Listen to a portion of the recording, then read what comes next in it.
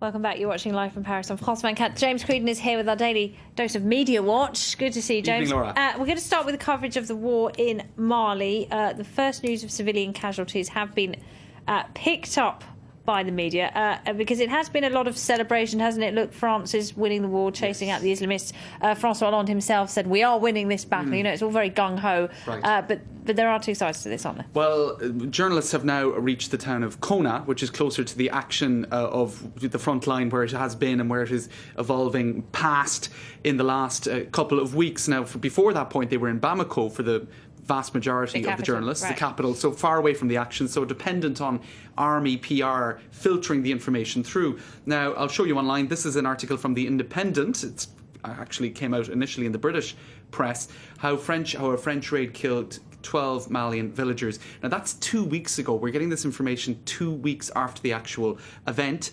That, as well as an AFP report giving images, recount how 12 civilians died in that attack in Konna. 3 were under the age of 11 and 15 were injured. So what is interesting, as I was saying, is that this is coming 2 weeks later. Now, also a certain amount of criticism of embedded journalists, because while some aren't there and just we don't know what's happening and we're reliant on army PR and getting news maybe 2 weeks late, there are some then who are embedded. For example, when the town of Gao was being freed from the Islamist rebels yesterday, you had France 2, France 24 as well. We had people with the army going in and getting pictures. Now let's roll some of the pictures that we saw yesterday. Jubilation, obviously, as you would understand. This is on the evening news on France 2, and you saw people waving French flags, waving other flags as well. A hero is welcome. It's a hero is welcome, and these were genuine scenes. These were very happy people seeing the arrival of troops and the freeing of their town. But as they point out on the Arrêt sur Image website, and let's go back to the computer because I'll show you some of these criticisms. You're also seeing them in the Malian press.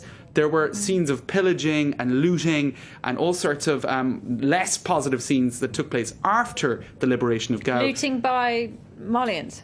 By Malians. They say here in the Malian press that it was the Mujao, who are a group allied with the Islamists. So those scenes were not being picked up by the journalists, who perhaps weren't there at the moment that looting took place because they were with the army. They weren't free to roam around and pick up the pictures that they wanted to pick up and give a nuanced, balanced kind of maybe report on what's happening. It's a very dangerous situation, isn't it? Absolutely. All right, should we move on to something completely different? Yes. Demonstrations in Paris once again in favour of gay marriage and adoption.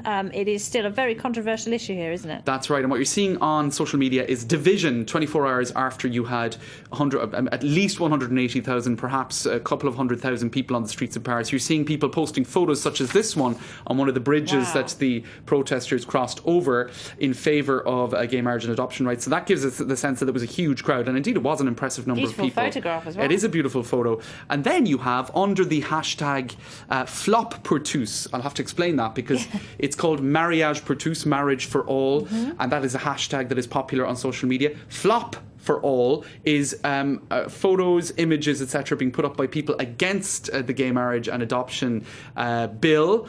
And so what you have here are photos of what people are trying to make out that the crowds were very sparse. You can see that photo there, and it seems like that was probably after the march, to be honest.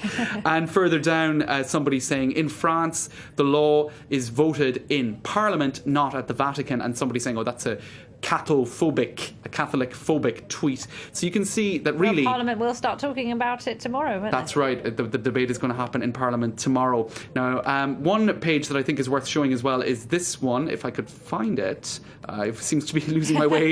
Now, that is actually, I'll talk about that. That is an interview that François Hollande gave to the gay magazine Têtu, where he said he was in favour of IVF treatment before for he was elected. Lesbian couples. Right. Before he was elected, that interview has now conveniently been deleted, and that is not François Hollande. I think we can that confirm. Is not François Hollande. That is their Têtu's page saying he did embark on a pretty impressive diet, but not that impressive. It's not that impressive. Just time, James, to tell us about an advert telling people not to come to Britain, please. Right. Now, the restrictions on Romanians and Bulgarians travelling to the UK next year will be lifted. So some of the UK are saying, oh my God, there's going to be a huge wave of people.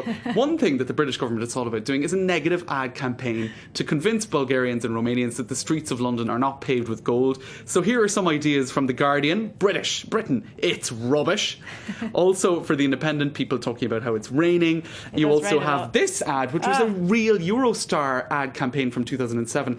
Anyway, some ideas to dissuade people from going to wet and rainy London town. Just and your average sight on a British street. All right, James Creedon, thank you very much indeed. Thanks, James Creedon there with Media Watch. So we're going to take a short break. We'll leave you with web news. Stay with us.